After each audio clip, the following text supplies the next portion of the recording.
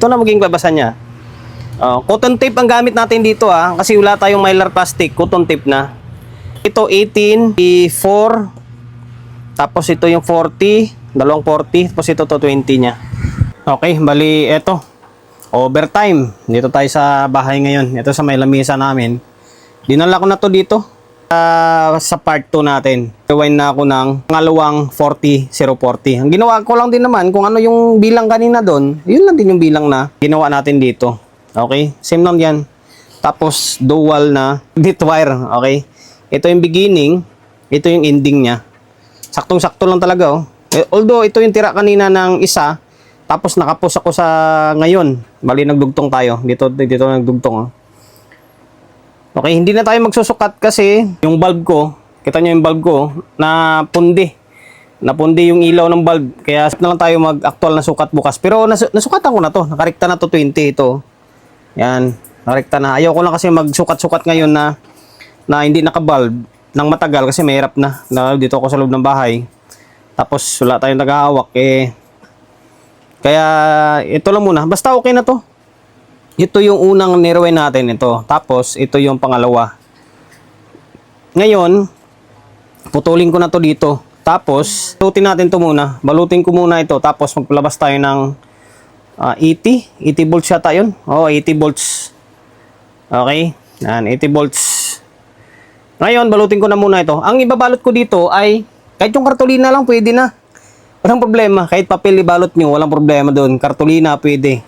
Ito, piece paper ang ginamit ko to dito Pero kahit papel lang pwede na. Kahit kartolina, Manila paper, pwede yun. Basta ma-insulate lang itong transformer. Okay? Kita nyo, kulay dilaw Binalot ko na rin ng Manila paper ito. Ito, Manila paper ng kuwan ko. Ginawa ko na isolate Ayan.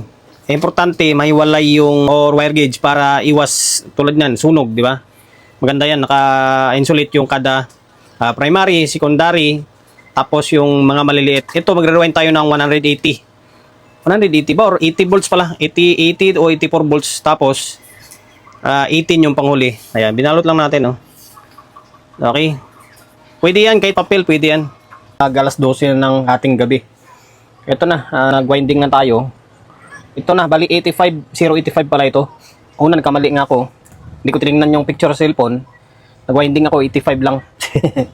Binunot ko na ito, tapos inulit, nag-rewind ako ng doble. Yan, doble din.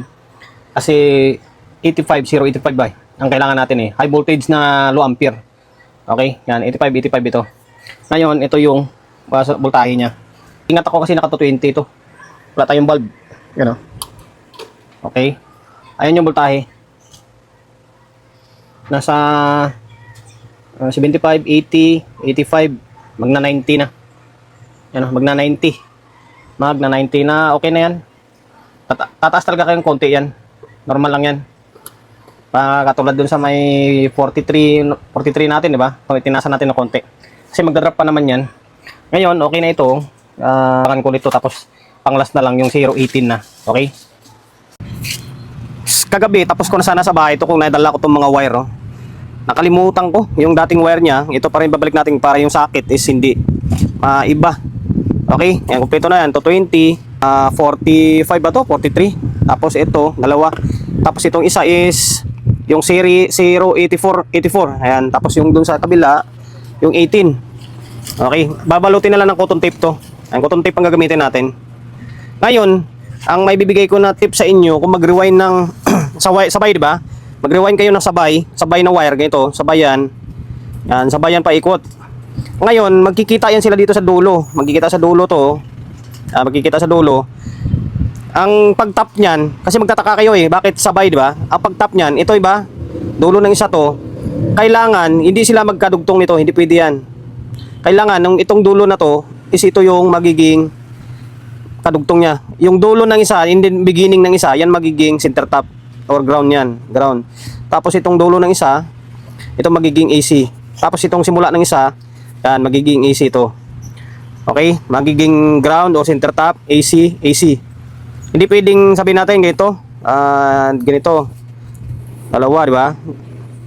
Hindi pwedeng magkadugtong ganito. Saka magkadugtong ganyan, puputok yan. Kasi short ang labas niyan kailangan yung dulo ng isa, tapos yung beginning ng isa, yun yung magkadugtong nyo. Alternate naman kahit alin sa dalawa na yan.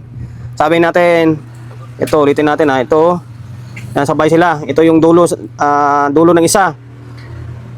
Kailangan magiging, ito yung kapares niya. Yan, para magiging ground to. Tapos itong isa, AC. Yan, hindi makita gano'ng AC. Tapos ito yung AC din. Or pwede naman pagpapalitin mo sila. Okay? Ayan, yan yung diskarte dyan, sasabay. Sasabay na pag-rewind ng wire gauge. Pero pwede rin naman, may diskarte rin naman na ikot ka mo ng 0.43, tapos ikot ka ulit ng 0.43. Pero salisiyan naman sila. Pwede rin salisiyan, papuntang ganyan, reverse, forward, tapos pabaliktad ka ulit. Okay? Ayan. Okay na to. Gagawin na lang dito is babalutin ko na lang para tapos yung video natin, mahaba na eh. Okay? Mas mabilis yung video natin. Ito na maging labasan niya. Cotton tape ang gamit natin dito kasi wala tayong mylar plastic, cotton tape na. Meron pa nga ako dalawa binili ko, may sobra oh. Ayan. Sukat nito ay 1 inch. Meron namang sukat na half inch, 2 inch. Depende, yung 2 inch malapad na yun. Ito, kwanto 1 inch. Nasakto lang dito. Okay, ayan, binalot na natin oh. Ito 18, 84. Tapos ito yung 40, dalawang 40, tapos ito to 20 niya. Okay, plug in natin ulit. Hindi ko na susukatan kasi nakapakita ko naman sa inyo eh. Yan, napaplug in ko lang kung ilaw pa rin o hindi na. Yan o. Diba? Naka-normal na yan. Oo. Hindi ko lang pinakita sa inyo kung paano ko ibalot. Haba lang yung oras natin. Basta ikot ka lang din naman ng ikot eh. Bali, dalawang patong ito para hindi lumabas yung wire gauge. O, yan na. Balik na natin to. Sana walang problema sa may amplifier stage. Pinalik ko na yung transformer. Ang problema ay may problema. Ito yung sinasabi ko nga na buti kung transformer lang ang problema. Ito tingnan nyo. Inangat ko to Mag-i-start yung stop-start niyan, tingnan nyo. Oh, di ba? Nag-on yung stop-start. Meron. Pero yung relay, hindi gumagana. Hindi gumagana yung relay. Ayaw mag-on. Ayaw oh. Ngayon, nakaangat to nakaangat. Yung supply na 43 ata yan. Tapos, balik natin. Babalik ko to Yo, plastic. Balik natin to.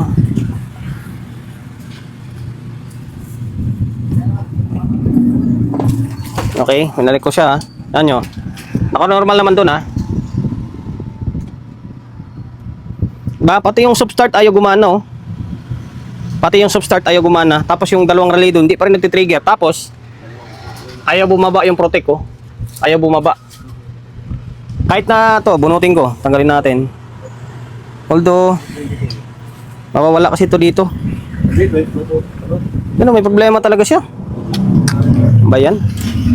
O yan, pag inangat ko to, saka siya magtitrip yung relay. Pero yung soft start pero dito sa may amplifier, hindi siya nagtitrip or hindi siya nagre-relay. Sakit sa ulo to. Pero okay na sana, wala na sanang problema yung natin yung transformer. Kung baklasin nitong may lumalabas naman voltahe dito May lumalabas dito papuntang amplifier. Pero nakapagtataka naman. Sige, troubleshoot. Baklasin ko yung power supply. Ayun biyak ko. To biyak to. Biyak, malamang may problema rito. Baka nadali yung either ito or ito. May na-encounter na ako ganitong unit Hindi ko lang matandaan kung Atlantic or basta ganitong klaseng design. Ayun biyak ko. Hindi ko alam kung anong value nito. Naka 5551 siguro yan. Malamang may iba pa tinamaan dyan. Okay, baklasin ko na muna ito. Kasi hilip natin. Sibak yung dalawang 551. Ito sira, short to. Tapos yung isa is biyak na 5551 dito yan. Yan, dito na to. Pero na-check ko to Alam ko A940 ito or tip 127 to. Ito to. Minsan A940 gamit dito Tsaka 2073. Minsan naman tip. Ngayon, sira to. Tapos dito na-check ko parang buo naman. Ito putol Putol yung linya. Okay, putol Ayun, gagawin natin yan. Mag-jump na lang tayo. Mag-jumper tayo para mabalik sa dati. And then para sigurado. Tapos ano pa ba? Double check natin. Try natin palitan yung dalawang 551 na yon. Tapos jump natin to. Tapos testing natin. Tingnan natin kung sana maging okay na. Pahabol ko pala. Palitan ko na sana yung dalawang 5551 ito. Dalawa. Kaso na-check ko to. Sira din pala to. short. C2073. Yan, yung unit na isa na halos basta magkahawig sila nito eh. Yung si Binta pala. Yan, kaya kabisado ko na. 2073 to. Minsan tip ang gamit dito, tip na 127.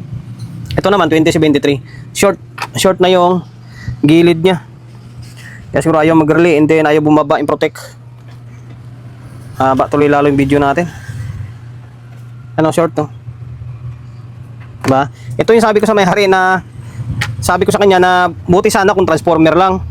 Eh tulad dito may trouble pa na iba. Kaya medyo sa totoo lang medyo mababa yung kontrata natin dito. Sa repair pa lang sa pag-rewind pa lang ng transformer eh. Kaya sige lang. Palitan na natin to. C2073 tapos nag-jump tayo dito. Makita nyo yan, no? Naka-jump na yan. Para sigurado. Okay. Next is balik natin. Sana maging normal na. Sana makisama na siya. Naubusan ako ng 33 volts. Ayun oh. Walang laman yung 33 na yan. Kasi nagpalit na ako ng C2073 tapos dalawang 5551 dyan. Na-check ko pala yung Zener diode. O, din, short din. Sana ba yun? Ito to. Shorted yung lintik na to. 33 volts to eh. 4752. Basta 33 volts to. Ngayon, wala tayong saktong 33 volts. Nag-series na lang tayo. 6.8 tapos 27 volts. I-series mo yan. Magiging 33 yan. Mga nasa 33.8. Okay, ano, naka-series siya oh. Ano ba yun? Ayan, naka-series yan. Dalawang Zener diode. Ngayon, try natin to kung sakaling sana maging normal na. Naibalik na natin to pansamantala. Pero hindi pa na-tornilyo lahat kasi baka mamaya may problema pa. Magbabaklas na naman ulit tayo. Okay, yung mga pinagagawa natin ha. Hirap na hirap ako. Sa totoo lang, hapon na naman ngayon. Mag-alas 5 na. Pangalawang araw ko na ngayon ito. Grabe naman tong trouble ng unit na to. Okay. Kaprotect. Normal na. Nag-normal na. Nag-trigger na parehas ito. Dito. Tapos, normal na siya. Nag-active na. Okay. Gumagana na lahat. Soft start. And then, dalawang relay dito sa may amplifier. Okay na. Yun lang ang problema. Yung 5551, C2073, tapos yung Zener diode. Sa totoo lang guys, pag hindi nyo kabisado to, mga ngapa ka or mga ngamuti ka. Although ako medyo kabisado ko na to kasi nakailang gawa na ako ng ganito. Kaso nga lang yung proseso is siyempre matrabaho lalo pa dito sa pag-repair natin or pag-rewind natin ng transformer. Ngayon, hindi natin maibalik yung bilog dito. Ang gagawin natin, tutuhugin na lang natin to. Tuhugin natin siya ng ganito. Yan. Wala tayong magawa diyan. Wala tayong magawa kundi ganyang style na lang talaga. Masama nito kung tutukod. Okay, ngayon i-fix ko muna. Itornilyo ko muna na maayos to tapos basta i-fix natin bago natin mag-audio test. Tingin ko okay na to. At nang matapos na yung vlog natin, punyetek na yan. Ito ginawa natin ha. Wala na tayong magawa dito. Tingnan natin baka may bangga yan. Saktuhan lang. Ito lang ginawa natin. Wala na tayong magagawa kasi sabi ko nga kanina, hindi na natin may balik to eh. Hindi natin may balik to. 'Di ba? Ngayon, ganyan lang diskarte. Oh. 'Di ba? Para importante mabuhay lang yung unit ah. Okay, naglagay na tayo ng speaker. Yan, dalawang speaker tapos may input na yan. I-switch natin sa may stereo. Okay, nagumagana yung laptop natin. Yan, para matapos na kasi dalawang araw na tayo magkakasama nito. Ultimo part 2 niya, ang haba. Tagalan tayo sa pag-repair eh. Yan.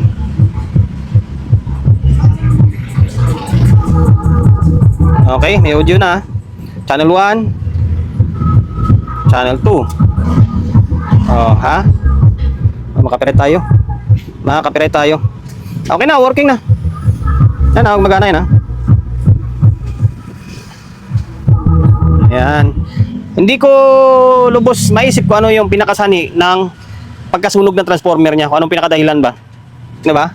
May nasira na parts dito kaya nasunog yung transformer or nasunog yung transformer kaya may nasira na yun na mga pyesa dito. Pasalamat tayo dahil walang nadali na output or dito sa may board niya. And then yung isang Atlantic Pro na PA8, isang klase, mas mahirap gawin yun. Katulad sa concert na kitten, mas mahirap gawin. Ito, mas madali pa to gawin. Okay, kaya lang naman humaba yung gawa natin dahil nga siyempre nag-rewind pa tayo tapos nag-repair pa tayo. Okay, ito na. Hanggang dito na lang. Part 2 natin. Sana nakapagbigay idea tayo mula dun sa may pag-rewind hanggang sa pag-repair. Okay, mahaba man pero kahit paano sulit.